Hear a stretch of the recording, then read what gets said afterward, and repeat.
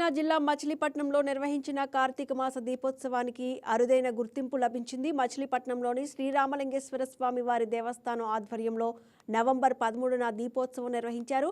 35 అడుగుల పరమశివుని విగ్రహం ఎదుట దాదాపు 4000 మంది భక్తులతో కోటి దీపోత్సవ కార్యక్రమాన్ని భక్తి శ్రద్ధలతో నిర్వహించారు. ఈ కార్యక్రమాన్ని తెలుగు బుక్ ఆఫ్ రికార్డ్స్ గుర్తించింది. Telugu book of records founder, president, chairman Chinthapatla Venkatachari దేవాలయ నిర్వాహకులకు జ్ఞాపిక అందజేశారు.